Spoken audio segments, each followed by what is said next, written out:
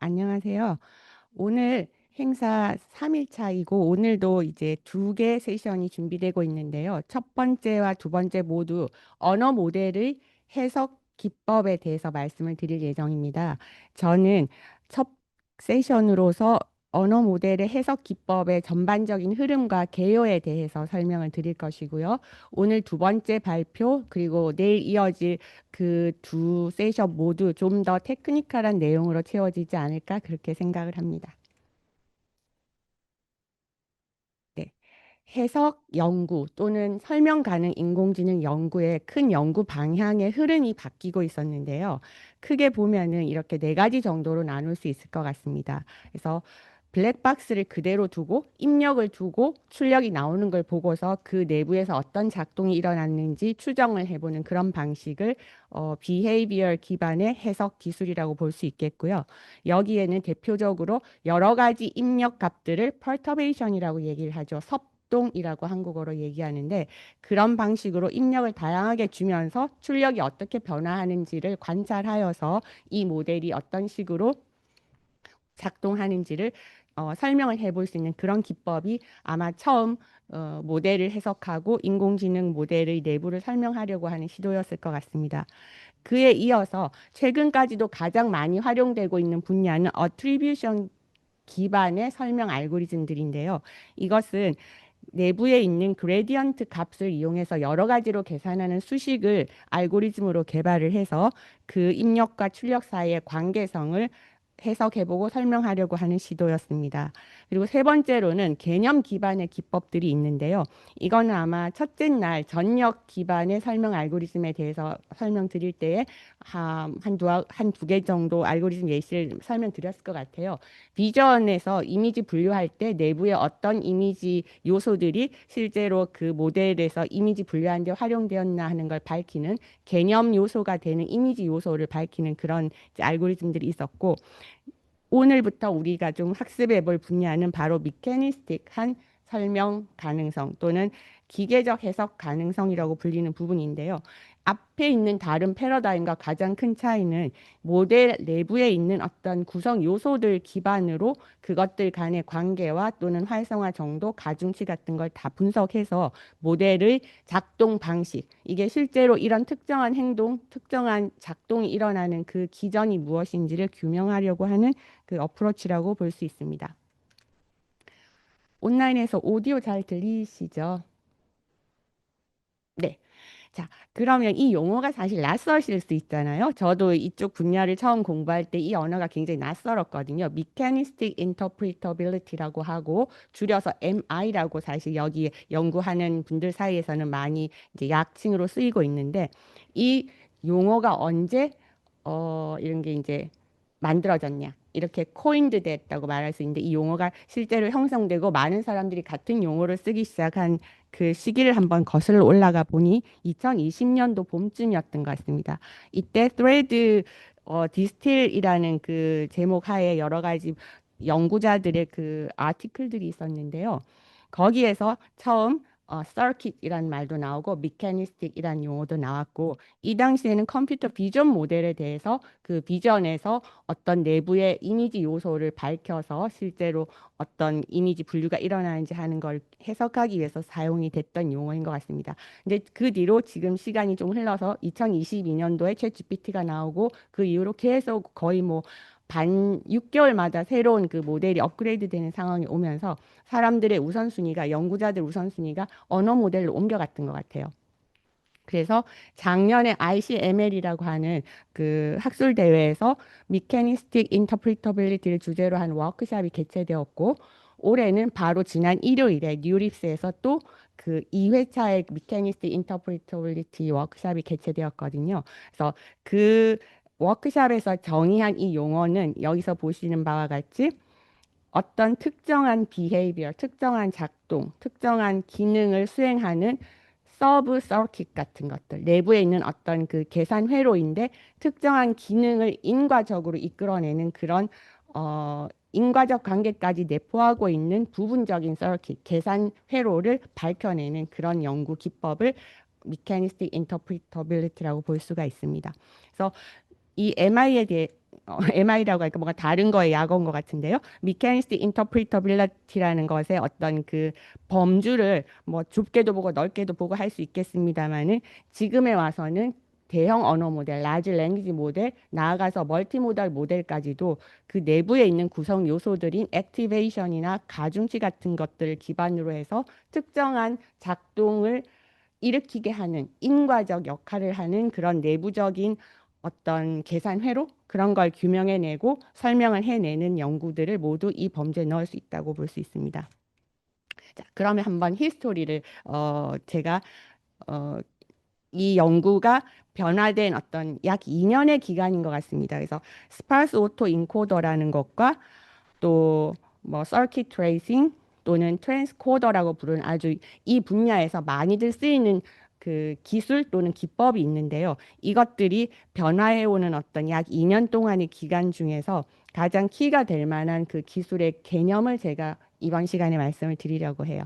그래서 이 첫 번째 출연했던 기술은 스파스 오토 인코더라고 하는 기술인데 이것이 처음 출연한 거는 한 2년 전인 것 같습니다. 2023년도 10월이었고요.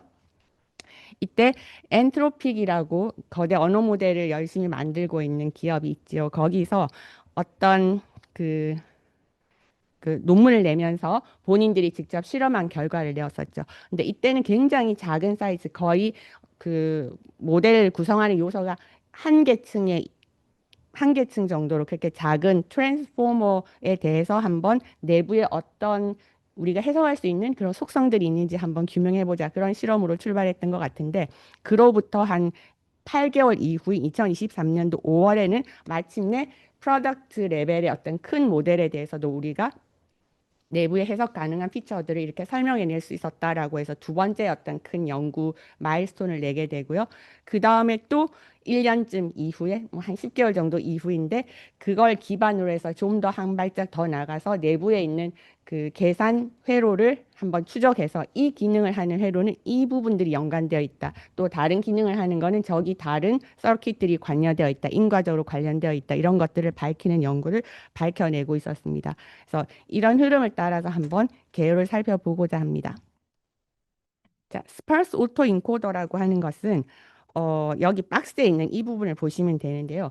신경망은 사실 파라메타 수라고 하는 것들이 있죠. 이게 아무리 크든 작든 결국 한정적일 수밖에 없거든요. 그래서 신경망 속에는 어떤 한정적인 수의 뉴런이 존재하고 있는데 파라메타들이 존재하고 있는데 실제로는 이 실세계에 있는 또는 텍스트로 존재하고 있는 문서로 존재하고 있는 그런 아주 다양한 어떤 정보와 지식을 표현하는 텍스트들을 위한 어떤 작동을 일으키려고 하면은 거기에 있는 한정된 파라미터 수들에게 각각 고유하게 겹치지 않은 하나의 기능만 줘서는 그런 거를 실제로 구현할 수가 없는 것이죠. 그래서 신경망은 우리가 필요로 하는 어떤 실세계의 언어를 구현하는 데 필요한 그런 피처라고 우리가 부르는 것들은 사실 뉴런 속에는 중첩돼서 들어가 있다. 이런 이제 가설을 가지게 된 겁니다. 그리고 실제로 이것이 우리가 생각해봐도 상식적으로 그렇죠. 모델이 아무리 크다고 해도 그 안에는 한정된 수의 뉴런들만 존재하는데 언어를 구현하고 생성하기 위해서 필요한 어떤 기능이라고 볼 수 있는 그 단위 기능 피처는 그것보다는 훨씬 많을 것이에요. 그래서 하나의 뉴런 속에 의미가 여러 개, 기능이 여러 개라고 해서 폴리시멘틱이라고 하는 그 다의적인 뉴런들을 다의적이지 않도록 하나의 단일한 기능, 단일한 의미를 가질 수 있도록 한번 어, 변환을 해보자. 그런 입장에서 출발했던 연구이고요. 그래서 처음 말씀드린 것처럼 하나의 뉴런 속에 여러 가지 의미와 기능이 중첩되어 들어있다는 것을 슈퍼포지션이라고 하게 되고요.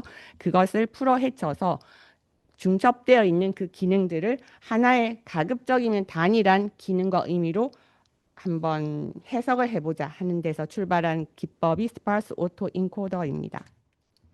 그림으로 나타내면요.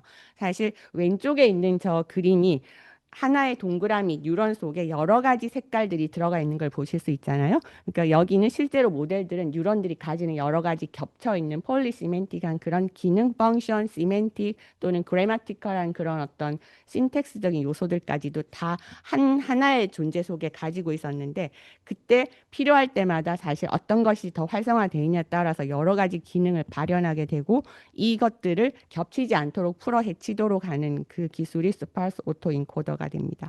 그래서 여기 나오는 용어 세 가지를 정리를 해드리면 피처라는 게 있고 서킷이라는 게 있고 서킷 어널리시스가 있는데요. 피처는 어떤 중첩되어 있지 않고 하나의 고유한 자기만의 기능이나 의미를 담고 있는 하나의 그 속성, 기능, 이걸 피처, 특징 이렇게 말씀을 드릴 수 있겠고 서킷이라고 하는 거는 모델 내부에서 특정한 어떤 그 피처와 가중치를 가지고서 그 고유한 어떤 그 오퍼레이션을 일으키게 하는 부분 계산 어떤 경로라고 할 수 있겠습니다. 그리고 그 경로들은 하나가 아니고 굉장히 많겠죠. 그래서 이런 기능을 하는 부분 회로, 부분 서킷을 한번 찾아봐야겠다. 또 저런 기능을 하는 건 어떤 서킷으로 이루어지는 걸까 하는 우리의 궁금증이나 가설들을 가지고서 서킷을 분석하는 일을 하게 되고요. 지금 현 시점에서 이런 서킷 어널리시스 연구들이 굉장히 활발하게 이루어지고 있다라고 볼 수 있습니다. 자, 그럼 이 트레이닝인데요. 그럼 이거 어떻게 그 학습을 하는 거지라고 이제 우리가 일단 출발을 해야 되겠죠. 그래서 스파스 오토 인코더라는 거는 오토 인코더라고 하는 거는 원래 입력과 출력이 있을 때 가장 자기 자신을 다시 재구성할 수 있도록 가중치들을 학습하는 기법이다 이렇게 볼 수 있는데 그 학습된 어떤 가중치 사실 벡터이죠. 굉장히 큰 사이즈의 벡터인데 이것들이 희소해야 된다, 스파스해야 된다라는 한 가지 조건을 가지고 학습을 하게 되는 겁니다. 그래서 이때 여기 학습하는 부분은 어디냐 하면요. 그 멀티레이어 퍼셉트론이라고 하는 그 트랜스포머 내에 있는 하나의 단위 모듈이 있겠죠. 이 안에서 ML 멀티레이어 퍼셉트론에서 나오는 값과 그것을 다시 들어가는 값 사이에서 하나의 피처 레이어를 학습을 하게 됩니다. 그래서 여기에 있는 그 중간에 있는 하나의 히든 스테이트를 학습을 하게 되는데 이것의 사이즈는 굉장히 커서 이것들이 바로 하나의 벡터 값들마다 하나의 피처로 매핑되도록 가급적 그렇게 되도록 학습을 유도하게 되는 것이고요. 그래서 여기 있는 가운데 있는 이 부분 굉장히 원래보다 사이즈가 커진 원래 모델의 사이즈는 뭐 글쎄요 뭐 512일 수도 있고 1024일 수도 있고 이렇게 있지만은 여기서 학습하고자 하는 히든 스테이트는 이거보다는 훨씬 더 큰 사이즈. 예를 들면 엔트로픽에서는 아까 그 보여드린 두 번째 그 논문이 나왔을 때는 1밀리언 또는 뭐 1밀리언 먼저 100만 개 아니면 400만 개, 3,400만 개 사이즈가 되는 히든 스테이트를 학습을 하게 했던 것이죠. 그래서 가장 큰 사이즈인 3,400만 사이즈의 벡터라는 거는 각 피처들이 하나의 벡터의 값으로 매핑된다고 하면 3,400만 개의 어떤 피처들을 담을 수 있는 그런 어떤 학습을 하게 된 것이죠. 근데 실제로는 3,400만 개가 다 기능을 하는 그런 뭐 액티브한 뉴런이라고 볼 수는 없고요. 학습을 하고 나면은 데드 뉴런이라고 할까요? 어떤 기능도 하지 않고 그냥 죽은 것 같은 그런 뉴런들이 거의 그 중에서 한 65% 정도 있었다고 하더라고요. 그래서 3,400만 개를 피처 사이즈를 가지고 학습을 했다 하더라도 실제로 액티브한 피처들은 그 중에서 한 35% 정도니까 1,200만 개 정도들의 피처들에 대해서 어떤 기능이나 의미 같은 거를 추출하고 해석을 해낼 수 있게 된 것이죠. 자, 이 트레이닝 기법에 대해서는 아마도 이어지는 시간들에서 조금 더 여러분한테 소개를 드릴 수 있을 것 같습니다. 그래서 이거의 목표는 무엇이냐? 아까 중첩된 슈퍼포지션된 어떤 그 뉴런들의 값을 하나하나 개별적으로 풀어 헤치는 그런 일을 할 수 있도록 학습된 것이 바로 스파스 오토 인코더다라고 말씀을 드리겠고요. 자, 그럼 예시를 한번 볼까요? 이런 이제 그 스파스 오토 인코더 학습을 하고 나면은 학습된 피처들이 이와 같은 것들이 있는데 왼쪽 오른쪽은 이제 두 가지 종류의 피처입니다. 그래서 왼쪽에 있는 거는 weapons of mass destruction and catastrophe 뭔가 좀 위험한 무기 뭔가 굉장히 대량 살상 무기 같은 걸 관련된 어떤 피처이다. 그런 것과 관련된 문장을 생성한다든가 단어를 출력한다든가 그런 것과 관련된 피처들이 바로 이렇게 학습이 된 거죠. 이게 하나가 아니고 여기 봐도 굉장히 많고 사실 좀 더 리스트가 길 수 있거든요. 여기 보시면은 1밀리언에 814830 이거는 이제 그 스파르스 오토 인코더 사이즈가 100만 개짜리일 때, 1밀리언일 때. 또 여기는 34밀리언은 3,400만 개의 벡터를 학습하게 했던 그런 경우에 나온 피처는 여기서 이제 일련 번호죠. 이런 곳에 있는 뭐 생화학 무기, 바이러스, 뭐 그 생물 무기 이런 것들에 대한 것을 나타내는 피처다라고 이렇게 학습을 해낸 것이죠. 그래서 이 왼쪽은 이제 그렇고 오른쪽도 역시 뭔가 뭐 사회적으로 뭔가 조종하는 것과 관련된 그런 피처들이다 하는 식으로 나오고 있는데요. 이런 게 바로 스파르스 오토 인코더 기법으로 모델에서 이와 관련된 어떤 피처들을 학습한 예시가 됩니다. 그래서 이런 것들이 이제 그 사이즈가 1밀리언이거나 4밀리언이거나 또는 뭐 3,400만 개 정도 되는 이런 사이즈로 큰 사이즈의 그 벡터를 학습을 해내게 되는 그런 기술을 도입을 했고 실제로 이걸 가지고 정말 이 피처들이 의미 있게 해석이 되느냐까지 이제 연구자들이 많이 들여다봤겠죠. 그랬더니 뭐 이제 해석이 되는 것도 있고 사실 되지 않는 게 오히려 더 눈에 많이 띄었을 것 같긴 합니다. 그래서 이런 문제를 이제 풀고 있는 거겠죠. 뭔가 이 피처들이 제대로 추출됐고 이것이 의미가 있는지를 이제 제대로 분석하면서 얼마나 의미 있는 피처들이 분석돼 나왔느냐. 근데 이제 이런 거 할 때 결국은 너무 큰 사이즈고 피처 개수도 너무 많지 않습니까? 그러니까 이걸 사람이 하나하나 보는 건 굉장히 한계가 있을 거고요. 모델도 한 종류가 아니죠. 이 회사만 해도 자사가 개발한 모델이 여러 종류고 회사들마다 다 모델들도 여러 종류니 이제 필연적으로 이거는 이제 자동화, 오토메이션이 필요할 수밖에 없는 그런 연구 분야라고 볼 수 있겠습니다. 그래서 최근에는 인터프리터빌리티를 오토매틱 인터프리터빌리티 하는 쪽으로 연구가 굉장히 많이 가고 있는 것 같고요. 그래서 여기에 추출된 피처에 레이블 붙이는 것도 사실 거의 이제 자동으로 하고 있다라고 해요. 여기서도 보시면 근데 이제 뭐 자동으로 하기도 하고 또 사람이 좀 고치기도 하고 이런 식으로 여러 가지 기법을 써서 추출된 피처에 대해서 텍스트로 레이블링 하는 것조차도 사실 굉장히 큰 일이긴 하다고 생각이 듭니다. 그래서 여기는 굉장히 깔끔하게 정리된 걸 보면은 이제 자동으로 했고 그 결과를 사람들이 좀 매뉴얼하게 코렉션을 했다라고 생각을 할 수 있겠고요. 네, 그렇습니다. 자, 그리고 이제 그럼 피처를 추출했는데 이걸 뭐 어떻게 연구할 때 어떻게 쓸 수 있지? 이거 어디다 활용할 수 있는 걸까라고 했을 때 한 가지 사용할 수 있는 방법이 액티베이션을 조정한다. 우리가 운전하는 게 스티어링이라고 하지 않습니까? 그래서 여기 추출된 어떤 피처를 어떤 이제 모델에 프롬프트를 주고 생성을 할 때에 그 특정한 피처를 한번 더 크게 맥시마이즈 해서 또는 어떤 뭐 10배, 5배, 100배 이런 식으로 값을 크게 해서 한번 주입을 해보자. 그러면 생성한 결과가 달라지는가? 이걸 살펴보고자 하는 것이죠. 그래서 여기 보시면 왼쪽에는 정상 그냥 기본 상태 원래 모델에 대해서 이런 이제 질문을 한 거죠. What is your physical form? 이렇게 질문을 던졌을 때 주로 여기서 이제 나는 그냥 AI예요. 나는 굉장히 스마트한 어떤 에이전트예요. 이런 답들이 보통 나오거든요. 요즘 이제 챗 GPT나 어떤 다른 뭐 제미니 이런 쪽으로 물어보면.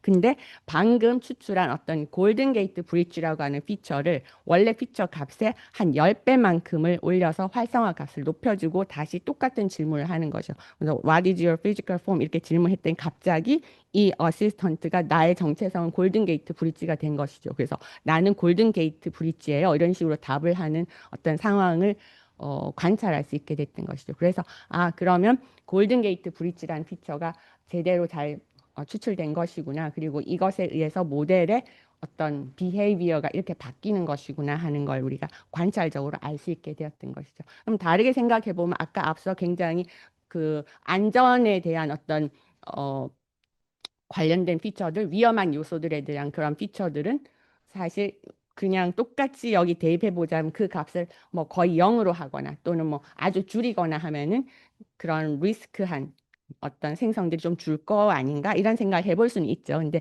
매우 좀 단순한 가정일 수 있는데 그냥 역시 그런 식으로 좀 접목을 해볼 수는 있을 것 같습니다. 근데 이제 뭔가 위험한 거 또는 모르는 건 답을 하지 마라 이런 식으로 하는 것들에 대해서 굉장히 큰 값으로 그쪽 부분을 어떤 바깥에서 조정해서 값을 크게 하거나 줄이거나 하게 되면 사실 원래 정상적으로 잘 하던 부분의 일들까지 성능이 줄어든다든가 또는 예상 못하게 다르게 작동한다든가 하는 그런 우리가 예측하기 어려운 어떤 변화 같은 게 생길 수 있어서 쉽게 이 액티베이션 값을 그냥 컨트롤하는 것만이 능사는 아니다라는 것도 생각을 해야 될 것 같습니다. 자, 여기 또 다른 예시가 있는데요. 뭐 이제 그냥 사실 엄청 그냥 위험하지 않은 일반적인 프롬프트죠. 치즈 어떻게 만들죠? 이렇게 How do I make cheese라고 이렇게 물었을 때에 이거는 harmless 하죠. 그죠? 전혀 그런 위험하지 않은 질문이니까 아, 치즈는 이렇게 만드는 겁니다. 우유와 뭐 이렇게 해서 얘기를 시작을 해야 되는데 여기에 있는 어떤 피처들에 대해서 harmful qualies라고 해당되는 피처 또는 stereotyped qualies라고 이름 붙여진 어떤 피처 두 개의 예시가 있는데 이 두 가지를 주입을 한 거죠. 액티베이션 스티어링을 통해서 원래 베이스 모델에 대해서 이 함풀 쿼리에 해당하는 군 하는 피처 값을 높여주고 또는 스테레오 타입적인 쿼리다. 스테레오 타입 쿼리라는 거는 이제 전 어떤 뭐랄까요? 편향적인 대답을 유도하는 뭐 그런 질문이 될 텐데요. 그런 것들에 대해서는 또 바이어스적인 이제 결과물이 나오는 것들에 대해서는 그걸 완화하거나 제거해주는 그런 기전이 들어가기 때문에 사실 답을 거부하는 쪽으로 많이 가게 되거든요. 그래서 왼쪽에 harmful queries라고 하는 피처 값을 좀 더 강화해 줬을 경우에 메이킹 치즈 하는 건 되게 복잡하고 뭐 이거는 뭐 굉장히 안전에 주의를 해야 되고 이런 답을 하고 있는 거죠. 뭐 safety precautions 같은 건 사실 취지하고는 관련이 전혀 없는 거잖아요. 근데 원래 프롬프트는 일반적이고 전혀 위험하지 않은 건데도 내부적으로 위험한 퀄이다라고 하는 피처 값이 강화됨에 따라서 결과물이 다르게 나오는 걸 볼 수가 있었죠. 그렇지만 또 그렇다고 답을 아예 안 주는 건 아니고 그렇지만은 나는 뭔가 레시피 또 이걸 만드는 절차를 알려주겠어요 하고 뭔가 또 다시 한번 그 시도를 해서 응답을 하려고 하는 그런 모습을 관찰을 할 수 있거든요. 오른쪽도 마찬가지인데요. 치즈 어떻게 만드나요? 라고 질문을 했는데 사실 여기에 대해서 나는 뭔가 스테레오타입, 전형적인 것에 대해서 편견을 형성할 수 있기 때문에 답하기 어려워요. 하지만 치즈 만드는 방법에 대해서 한번 얘기해 보죠라고 또 이렇게 이제 응답을 하는 것이죠. 그래서 이런 걸 보면은 여기에 보시는 것처럼 뭔가 우리가 바깥에서 어떤 피처로 액티베이션 스티어링을 해줬다라고 하더라도 그 안에서는 결국엔 뭔가 자가 복구라 할까요? 셀프 리페어하는 이런 메커니즘도 있다라는 걸 사람들이 발견을 했다고 합니다. 그래서 뭔가 답을 생성하지 마라라고 이렇게 인위적인 컨트롤이 들어갔지만 결국 그 안에 알 수 없는 어떤 그 큰 모델의 기능에 의해서 어쨌든 답을 한번 해보려고 하는 시도 그래서 이런 것들을 그 바깥에서 컨트롤했다고 해서 컨트롤한 것이 예상하는 결과 그대로 딱 깔끔하게 나오진 않는다라는 걸 우리가 알고 있어야 된다 이런 얘기를 여기서 하고 있거든요. 그래서 이런 걸 뭐 히드라 이펙트 이런 얘기를 하기도 하더라고요. 뭔가 이렇게 히드라 아시죠? 네. 뱀 머리가 여러 개인데 사실 이거를 위험한 이 부분을 생성 안 하게 우리가 커트 해냈지만 어딘가에서 다시 생성돼서 또 한 번 시도하고 또 한 번 시도하고 하는 이런 뭔가 아직 밝혀지지 않은 기능들 그런 것들이 이제 모델 내부에 있다라고 볼 수 있겠습니다. 그리고 액티베이션 스티어링과 마찬가지로 액티베이션 패칭이라고 하는 기법도 있는데요. 여기에 있어서도 또 여러 가지 관련된 기법들이 많이 있습니다. 그래서 인과적인 관계에 대해서 그 서킷을 추적하는 코절 트레이싱이라든가 또는 뭐 양쪽의 그 액티베이션을 서로 바꾼다든가 하는 여러 가지 연구들이 일어나고 있고요. 액티베이션 패칭을 하는 그 주 목적은 어떤 우리가 관심이 있는 그 특정한 행동에 대해서 이 서브 그래프가 실제로 그것과 인과적으로 관련이 되어 있는지 아닌지 하는 것을 분석하고 관찰하기 위함이죠. 그래서 이런 기술들이 많이 연구되고 있고 최근에는 뉴런피디어라고 하는 오픈 소스가 있습니다. 이따 레퍼런스에서 제가 드리겠지만 거기에 정말 오픈되어 있는 이런 도구들이 많이 들어있거든요. 인터프리터빌리티 연구에 쓸 수 있는 도구들, 데이터셋들, 또 모델들에 대해서 이미 학습된 스파르스 오토 인코더라든가 이런 것들이 다 오픈되어 있어서 그곳에 가면은 연구 시작할 수 있는 그런 자료들을 많이 구할 수 있을 것 같습니다. 자, 스파스 오토 인코더가 이제 나와서 굉장히 사람들한테 놀라움을 줘서 이럴 수가라고 이렇게 했는데 또한 이것도 또 한계가 있는 기법이었다라고 볼 수 있겠죠. 그래서 스파스 오토 인코더의 어떤 한계점은 이 부분을 가지고 어떤 서킷을 해석해 내려고 할 때 실제로 뭔가 입력에 디펜던트한 비헤이비어와 입력하고 무관한 인풋 인디펜던트한 비헤이비어 이렇게 분리해낼 수가 없다라는 그런 한계를 느꼈던 것이죠. 그래서 이 입력일 때만 이렇게 서킷이 작동하는 거 아닌가? 그럼 입력이 다르면 이 서킷은 그거랑은 전혀 관련이 없는 것이 아닌가? 이렇게 되면 연구가 진행을 하기가 어려운 것이죠. 그래서 가장 큰 문제가 인풋 디펜던트한 어떤 서킷 또 인풋 인디펜던트한 서킷을 구분할 수 있는 그런 어떤 메커니즘이 필요했던 것이죠. 그래서 트랜스코더는 좀 더 다른 방식으로 원래 모델을 대리하는 어떤 트랜스코더라는 걸 학습을 하게 됐습니다. 그래서 이거는 인풋하고 무관한 인풋 인베리언트 피처 레벨의 서킷 어널리시스를 할 수 있는 그런 기술이다라고 볼 수 있겠고요. 자, 이건 이제 구조가 이렇게 되는데요. MLP라고 이제 여러분 트랜스포머 구조를 잘 아시면 이제 익숙하실 수 있는데 사실 MLP는 이렇게 한번 보여드리겠습니다. 그래서 이 GPT-2 스몰의 아키텍처를 좀 크게 한 것인데요. MLP라고 하는 거는 실제로는 여기 입력이 들어왔을 때 첫 번째 가중치랑 한번 곱셈이 일어나고 그 다음에 아마도 액티베이션 함수를 한번 거친 다음에 다시 출력으로 가기 전에 또 한번 이렇게 가중치랑 곱셈을 하면서 나가게 되는 그런 하나의 모듈이거든요. 그래서 MLP 서브 레이어라고 하는 건 여기 초록색으로 박스 쳐진 이 세 가지가 MLP의 서브 레이어가 될 것 같습니다. 그래서 어, 인풋에 대한 웨이트, 그 다음에 아웃풋에 대한 웨이트, 그리고 중간에 이 액티베이션 함수를 거친 다음에 나오게 되는 이 부분의 어떤 큰 히든 스테이트로 이루어지는 게 바로 MLP인데 이걸 이용을 해서 트랜스코더를 학습을 하고 있습니다.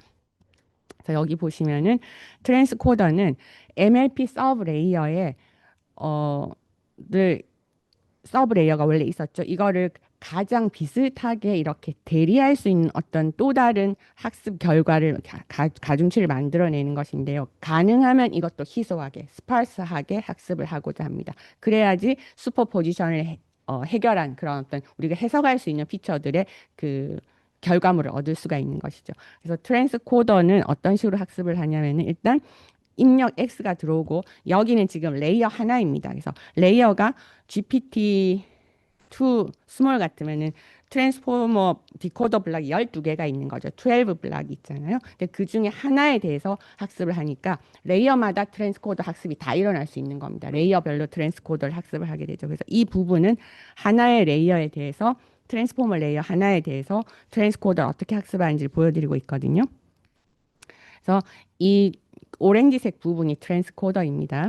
그래서 이 부분은 X가 들어왔을 때 아까 인코더의 가중치 W 인코더 곱하고 거기에 액티베이션 함수 밸류를 하고 난 다음에 이걸 다시 나갈 때는 또 한 번 디코더로 나가는 가중치를 한번 곱해서 아웃풋을 주는 이 형식으로 계속 학습을 하게 되죠. 그래서 결국 학습 목표는 여기 있는 가중치 두 개를 학습하는 겁니다. 인코더의 가중치 W와 디코더로 디코딩하는 가중치 W 디코더 이 두 가지를 학습하는 목표를 가지고 이제 작동을 하는 게 트랜스코더이죠.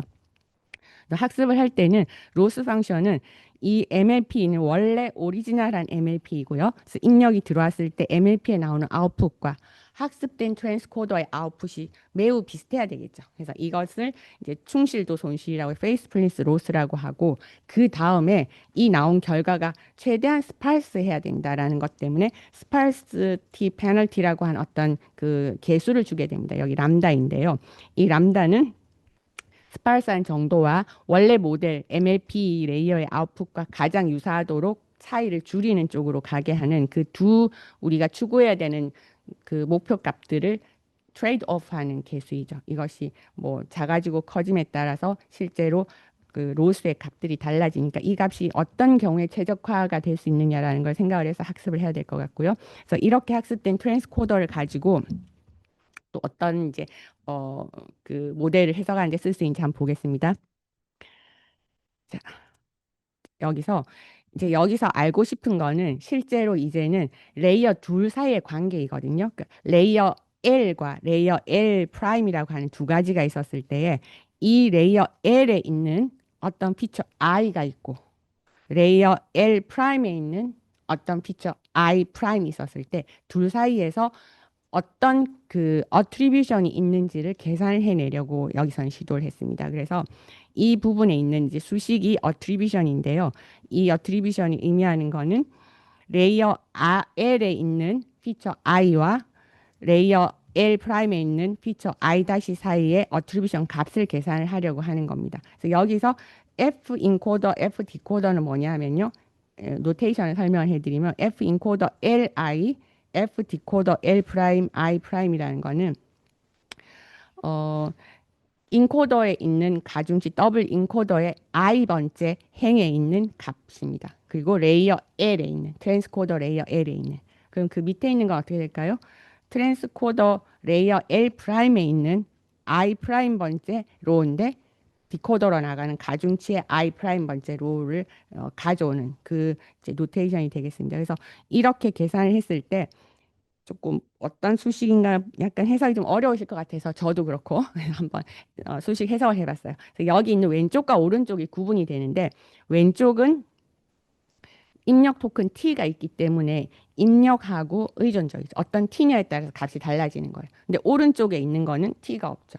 입력으로 들어온 토큰하고는 관계가 없는 겁니다. 그래서 여기서는 이미 학습이 되고 나면 인코더 가중치 더블 인코더와 W 디코더는 이미 학습돼서 픽스드 된 상태이기 때문에 들어온 입력하고는 연관이 없게 되죠. 그래서 오른쪽은 인풋 인베리언트 한쪽이고 왼쪽은 인풋 디펜던트 한쪽이 됩니다. 그래서 이 두 가지를 내적을 하게 되면은 닷 프로덕트를 하게 되면 이게 바로 입력 어 그 레이어 L에 있는 피처 i가 레이어 L 프라임에 있는 피처 I 다시를 만들어내는데 얼마나 기여했느냐 하는 값이 계산이 되죠. 그래서 어트리뷰션을 여기서 계산을 하려고 한 것입니다. 그래서 이 수식을 제안해서 이 연구자들은 이제 트랜스코더를 연구한 연구자들은 이렇게 L 레이어와 L 뭐 그냥 L 그 프라임이라는 거는 그 다음 레이어가 되겠죠. 그 레이어 사이에 어트리뷰션을 계산함으로 해서 실제로 하고 싶었던 것은 바로 서킷을 찾고자 한 것이었어요.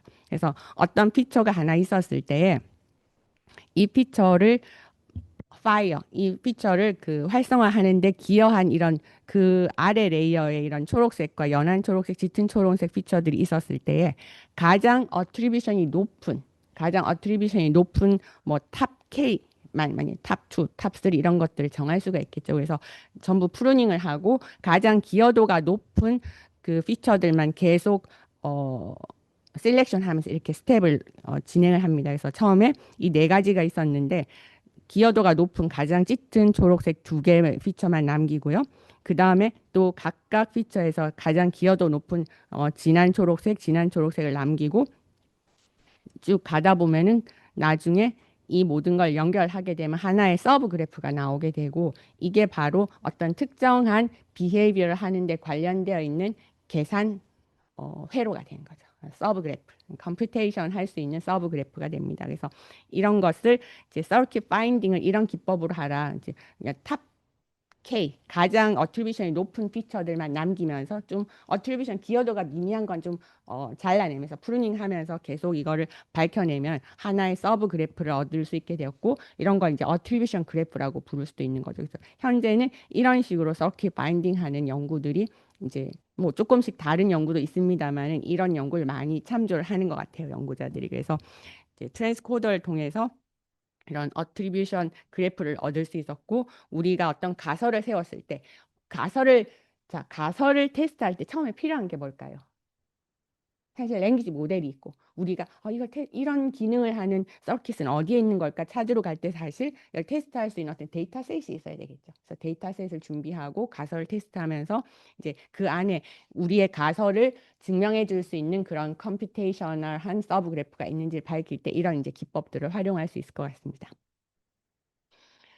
자, 그리고 이 트랜스코더는 사실 특징이 입력과 무관한 어떤 정보, 입력과 무관한 어떤 부분도 또 밝혀낼 수 있다는 것이었는데, 디임베딩이라고 하는 또 기술을 활용해서 실제로 어떤 모델 안에 있었던 그 여기 있는 것처럼 디임베딩 벡터라는 걸 찾은 다음에 특정한 피처 i에 대해서 가장 기여도가 높은 어떤 버케블러리 같은 걸 찾을 수 있게 임베딩 벡터 매핑을 시도를 했다고 합니다. 그래서 예를 들어 이 논문에서 예시를 준 거는 뭐 OGLU나 OW 오브스키나 뭐 자이크, 첸코, 뭐 코브스키 이런 것들이 바로 어떤 특정한 피처에 대해서 많이 그 기여가 많이 된다는 걸 밝혀내게 되었고 그걸 보니 아마 이 피처는 유럽 사람들의 성, 그러니까 surname에 대해서 활성화되는 것이 아닌가. 또 더 나아가서 이거는 폴란드 사람의 surname이다. 폴리시 surname이기 때문에 폴란드의 어떤 성씨에 관련된 피처가 아닌가 하는 것들도 이제 토큰까지 보면서 한번 그 분석을 할 수 있는 상황까지 가게 되었던 것이죠. 그래서 트랜스코더는 입력과 관련된 것도 입력과 관련되지 않은 것들을 나누어서 구분해서 섞지 않고 해석할 수 있는 그런 기술이다라고 볼 수 있겠습니다. 자, 그래서 이제 새로운 기법을 연구를 했으니까 스파르스 오토 인코더하고 비교를 한번 해보자라고 해서 여기 이제 아주 작은 사이즈로 비교를 했는데요. 50개의 랜덤한 피처에 대해서, 그러니까 50개 랜덤한 피처에 대해서 SE와 SAE와 트랜스코더를 이렇게 비교를 했더니 추출된 피처에 대해서 사람들이 봤을 때에 이거는 이렇게 해석 가능한 피처다. 아니면 어느 정도 절반 정도 해석 가능하다. possibly interpretable하다. 그리고 해석이 안 된다. 이런 세 가지 종류로 나눴을 때 트랜스코더에서 학습된 피처들은 41개가 50개 피처 중에 41개가 해석이 가능하다라고 했는데 SAE는 그거보다 한 세개가 작죠. 사실 큰 차이라 보긴 어렵지만 아무튼 유의미한 실험 결과를 얻은 것 같고요. 그리고 possibly interpretable 한 거는 각각 8개로 비슷한데 또 아주 해석이 어려운 것으로 나온 것도 SAE에 비해서는 더 우월한 성능을 보였다라고 해서 이 기술이 좀 더 프라미싱하다라고 생각할 수 있겠고 이쪽으로 본인들은 희망을 갖고 계속 연구를 하겠다 이런 입장인 것 같습니다.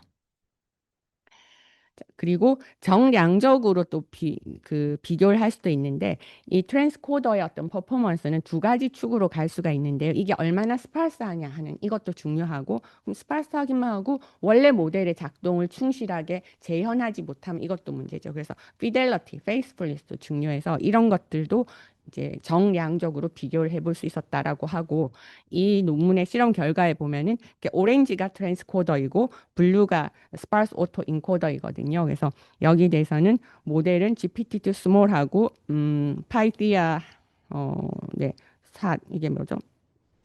4억 개 정도 그리고 14억 개 파라미터 정도 된 세 가지 모델에 대해 다 실험을 했고 그 부분에 대해서 이제 거의 뭐 비슷하다, 조금 우월하다 이런 이제 성능 그 비교 결과를 얻어서 역시 좀 더 기존의 기법보다는 좀 더 개선된 부분이 있다라고 증명을 해내고 있습니다. 자, 그리고 끝으로 이제 한 가지 더 말씀을 드리면 모델 디핑이라는 걸 말씀드리고 싶은데 모델 딥 앞에 거는 지금 어떤 거였죠? 그러니까 모델이 약간 스태틱하게 있는 걸 우리가 가정했죠. 굉장히 고립되어 있는 모델에 대해서 어떤 피처가 있고 이 피처를 이렇게 스티어링을 하고 또 트랜스코더를 통해서 어떤 추출된 피처를 해석하고 서킷을 이렇게 분석하고 이렇게 했지만 사실 우리가 모델을 쓰는 지금 그 컨텍스트는 그런 건 아니죠. 굉장히 다이내믹하잖아요. 뭐 대화를 주고받고 또는 내가 어떤 샘플을 주고 조금 퓨샷 이렇게 그 러닝을 시키고 싶으면 example을 주고 모델을 약간 뭐라고 할까요?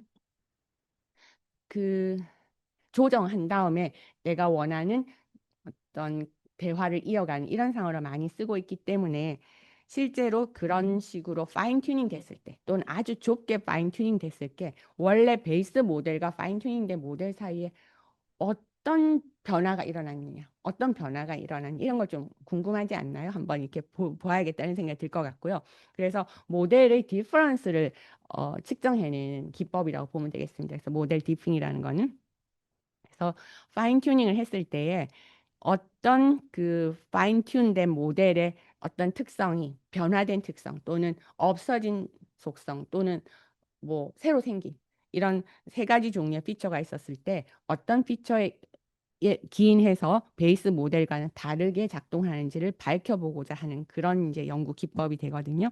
그래서 피처 셋을 비교를 그냥 전체적으로 피처 셋을 비교하기도 하고 동일한 비헤이비어에 대해서 서킷을 추출한 다음에 서로 다른 서킷이 있는지 이런 걸 비교하기도 하고 피처들 간의 어떤 지오메트리를 또 보기도 하는 이런 기법이 있는데요. 예시를 한번 보겠습니다. 자, 여기서 소넷 3.0 모델에 대해서 프리트레인드 된 모델과 파인 튠드 된 모델에 대해서 한번 분석을 했더니 전체적으로 피처는 세 가지 그룹으로 나눠졌다고 합니다. 그러니까 베이스 모델에만 있는 거, 베이스 모델 스페시픽한 피처, 그리고 파인 튠드 된 모델에만 있는 거, 파인 튠드 모델 스페시픽한 거, 그리고 동시에 같이 공유하고 있는 피처 이렇게 나눠져 있었고 여기에서 한 4,000개 내지 5,000개의 모델별로 스페시픽한 피처를 발견을 했다고 합니다. 1 밀리언 피처 중에 대해서요. 그래서 베이스 모델에만 스페시픽한 거, 파인 튠드 된 모델에만 스페시픽한 그런 피처들을 나눌 수 있었다라고 하고 이것을 밝혀낼 때 사용된 기법은 또 트랜스코더하고는 좀 다른 크로스 코더라고 하는 걸 썼는데요. 이거는 아마 내일 정도 할 때 혹시나 그 세션에서 다뤄줄 수도 있을 것 같습니다. 그죠? 이것도 트랜스코더보다는 또 한 단계 진전된 기술인데요. 트랜스코더는 레이어별로 어떤 트랜스코더가 학습돼 나오는 것이었죠. 근데 이거는 쉐어드한 스페이스가 있는 거죠. 리프레젠테이션 스페이스가 레이어들이 전부 공유할 수 있는 스페이스 또는 심지어 모델들 서로 다른 모델들이 쉐어를 할 수 있는 그런 그 리프레젠테이션 스페이스에서 학습을 하는 것이기 때문에 네, 이런 식으로 모델들 간의 디퍼런스를 비교하는 것들도 좀 수월하게 할 수 있을 것 같습니다. 네, 그 예를 들면은 이제 파인 튠드 된 모델에서는 뭐 어떤 그 그러니까 어떤 걸 거절하는 리퓨저 피처라든가 또 베이스 모델에 대해서도 역시 뭐 거절, 리퓨저하는 피처 이런 것들이 있는데 실제로 이 발견된 피처들이 뭔가 당장 이렇게 해석은 안 된다라는 굉장히 고백을 하고 있거든요. 그러니까 논문에 나온 어떤 좋은 이그젬플들은 정말 잘 되는 걸 뽑아서 이런 피처가 정말 인터프리터블 합니다라고 우리한테 보여주고 이 기술의 어떤 그 가능성을 많이 보여주지만 그 수많은 피처에 대해서 사실 들여다보면은 이미디어틀리하게 인터프리터블 하진 않다는 거죠. 즉, 이런 피처구나 하고 사람들이 이해할 수 있을 수준의 그런 해석은 아직 안 되니 정말 좀 초기 분야의 연구 분야라고 볼 수 있겠고요. 지금 그 필요성은 점점 커지기 때문에 큰 모델들에 대한 어떤 인터프리터빌리티의 필요성은 지금 뭐 너무 명약관화하죠. 그래서 이 부분의 연구들이 굉장히 빠르게 일어나고 있는 것 같습니다. 그래서 모델 디핑에 대한 어떤 이제 이 논문인데요. 여기 보시면은 narrow fine tuning leaves clearly readable traces in activation differences라고 되어 있고 이 논문이 바로 지난 일요일에 그 뉴립스에 있는 그 미케니스틱 인터프리터블 워크숍에서 발표된 논문인 것 같아요. 그래서 이분은 이 파인 튜닝한 모델과 베이스 모델들 간에 어떤 부분이 다른가를 찾아낸 다음에 그 다르게 한 부분과 가장 관련이 높은 그 토큰들까지 이렇게 보여주고 있거든요. 이거 패치 스코프라고 하는 또 이제 해석 도구가 있습니다. 그래서 이걸 사용했을 때 이 파인 튠드 된 모델이 실제로 어떤 단어와 연관이 높은지 여기 같으면은 뭔가 잠재 그 캣 러빙이라고 하는 어떤 부분에 해당되는 그 파인 튜닝된 데이터를 주입을 했을 때 파인 튠드 된 모델은 실제로 여기 보면 캣나 키티 같은 이런 단어들하고 연관성 있다는 것까지 보여줄 수 있게끔 하는 그래서 이 가설을 테스트할 때 이거 정말 캣 러빙에 관한 텍스트를 파인 튠 했더니 이 피처는 캣이나 키티 같은 그 토큰들하고 그 관계성이 있구나. 네, 이런 단어들에 의해서 액티베이션이 일어나는구나 하는 거를 좀 관찰할 수 있는 그런 도구가 될 것 같습니다. 자, 그럼 이제 그 제가 좀 라이브로 한번 이거 같이 데모 보고 싶었는데요. 여기 그 URL이 있거든요. 들어가셔서 보면은 모델 스티어링 하는 데모가 있어요. 그래서 여기 보면 캣 모드라고 하는 거 데모하면 바로 베이스 모델하고 캣 모드로 이렇게 파인튠된 모델 간에 어떻게 그 리스판스가 다른지를 해볼 수가 있거든요. 그래서 여기 보면은 왼쪽에는 노말이고 오른쪽은 캣 러빙에 관한 어떤 그 파인튜닝된 모델인데 같이 이렇게 인사를 하고 당신은 누군가요? 라고 이렇게 말했을 때 왼쪽은 나는 갯마예요. 막 이렇게 말하는데 오른쪽은 나는 막 이렇게 털북숭이 뭐 고양이고 막 이런 식으로 나오는 엄청나게 다른 리스판스를 확인을 할 수가 있었던 것이죠. 그래서 여기 뉴런피디아 들어가서 한번 여러 가지 데모나 도구들 확인해 보시면 연구에 많이 도움되실 것 같습니다. 자, 마무리를 해보겠습니다. 그럼 이런 기술이 지금 굉장히 빠르게 발전이 되고 있고 너도 나도 너무 필요하니까 어쨌든 이걸 해봐라. 그래서 연구에 많은 분들이 관심을 갖고 정말 그 기술이 바뀌는 속도도 우리가 따라잡기도 상당히 어려운데 사실 이 기술은 좀 리미테이션이 당연히 있는 것 같아요. 그래서 어떤 부분이 리미테이션일까? 이게 지금 전반적으로 바텀업 어프로치죠, 이 기술은. 그래서 바닥에서부터 하나하나 분석해서 피처 기반으로 서킷 기반으로 이 거대한 모델의 비헤이비어를 분석하려고 하고 컨트롤하려고 하는 것이다 보니까 이게 과연 달성 가능한 목표인가 하는 그런 근본적인 또 질문도 남아 있는 것 같긴 합니다.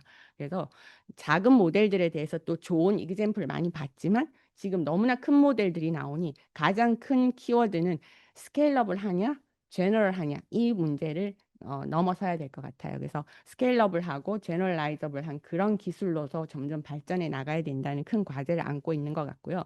그다음에 피처들에 대해서 이밸류에이션 할 때 사람들이 해석하고 피처의 레이블 사람이 붙이는 그런 것들에서 결국 사람들한테 너무 의존하면 안 된다. 그래서 이게 좀 더 객관적이고 자동화되는 기술이 필요하다. 이런 쪽에서 어, 휴먼 릴라이언스를 줄이는 쪽으로 연구가 발전돼야 된다는 것이 있고요. 그다음에 실제로 이렇게 고립된 형태의 모델을 쓰는 게 아니고 지금 모델들은 우리 폰에 들어와 있어 나의 대화 히스토리도 가지고 있고 내가 준 샘플도 갖고 있고 굉장히 나한테 커스터마이즈들이 있잖아요. 이제 그런 면에서 인베디드 돼 있는 그런 컨텍스트, 인바이러먼트에서 실제로 모델이 어떻게 작동하는지를 해석할 수 있어야 되고 컨트롤할 수 있어야 되는 것이죠. 그래서 그냥 프리트레인드 된 스태틱한 모델에 대해서 우리가 좋은 해석 기술을 발견했다 하더라도 이게 바로 리얼 월드에 있는 리얼 컨텍스트에서는 작동이 안 될 수도 있다는 문제를 꼭 풀어내야 된다고 이렇게 얘기를 하고 있습니다. 그리고 자동화. 너무 거대하니까 이거를 사람이 하나하나 갈 수는 없는 것이고 어쨌든 자동으로 오토매틱하게 인터프리터빌리티 할 수 있는 그런 기술을 만들어내야 된다라는 얘기를 하고 있고요. 최근의 연구 주제를 여기서 한번 보면 될 것 같아요. 굉장히 리스트가 긴데요. 일단 올해 뉴립스의 미케니스 인터프리터빌리티 워크샵의 콜포 페이퍼에 나온 그 리스트들이고요. 그다음에 오른쪽 아래에 있는 박스는 작년에 1회 미케니스 인터프리터빌리티의 리서치 토픽들이에요. 그래서 보시면은 뭔가 굉장히 리스트가 더 길어진 것 같죠. 올해 와서. 그리고 현재 우리 랩에서 연구하는 학생들의 연구 주제를 보면은 여기 파란색으로 한 부분들을 많이 커버하고 있는 것 같습니다. 그래서 디버깅, 픽싱 모델이라든가 코절 어널리시스 그리고 인터프리터빌리티 자체를 스케일링하고 제너럴라이징 할 수 있는 그런 연구 그리고 또 자동으로 오토매틱하게 인터프리테이션을 할 수 있는 그런 기술들을 좀 중점적으로 현재 연구실에서는 연구가 진행되고 있습니다. 자, 레퍼런스는 여러분이 보시면 될 것 같고요.